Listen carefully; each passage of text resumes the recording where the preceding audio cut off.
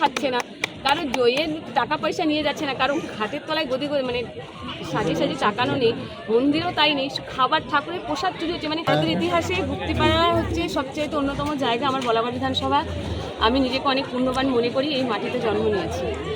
আর তার থেকে বড় কথা, এখানকার মানুষ আমাকে নির্বাচিত করেছে, আমি তাদের প্রত্যেকের কাছে কৃতজ্ঞ, নতমস্তকে প্রণাম জানাই। এই মাটিকে শ্যামাপ্রসাদ মুখার্জির মাটি, সেই মাটিতে ভান্ডার লুট হবে। এটা ইতিহাসে এই একটা মাত্র জায়গা যেখানে ভান্ডার লুট হয়, আপনারা জানেন।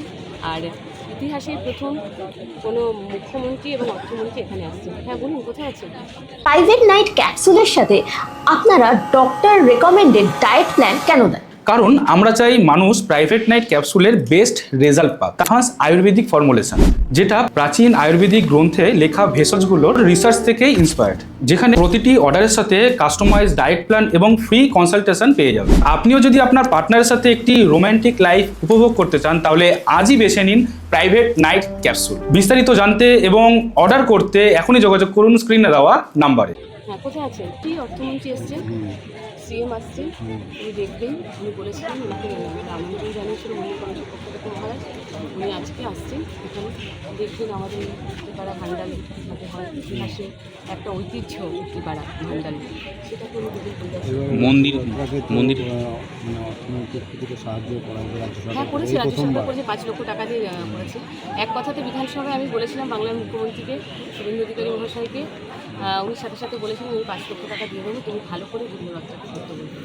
যে সনাতন সংস্কৃতি ডুবে গেছিল, মুছে গেছিল, পশ্চিমবাংলার বুক থেকে মুছে যাচ্ছিল, সেটাকে 2 মাস ক্ষমতায় এসে বাংলার মুখ্যমন্ত্রী শুভেন্দু অধিকারীর নেতৃত্বে সেটা জাগ্রত হচ্ছে। বিশেষ করে 7টা রথ কমিটিকে দেওয়া হচ্ছে, এটা আমাদের কাছে অনেক বড়। মুখ্যমন্ত্রী আজ কোথায় যাবেন? মুক্তিপাড়ার একটা তো অন্যরকম ঐতিহ্যও রয়েছে এখানে, সেইটা নিয়ে কোনো ভাবনা চিন্তা রয়েছে? হ্যাঁ নিশ্চয়ই, আগামী দিনে আমাদের অনেক কিছু ভাবনা চিন্তা আছে, বলাগড়কে নিয়ে ভাবনা চিন্তা আছে।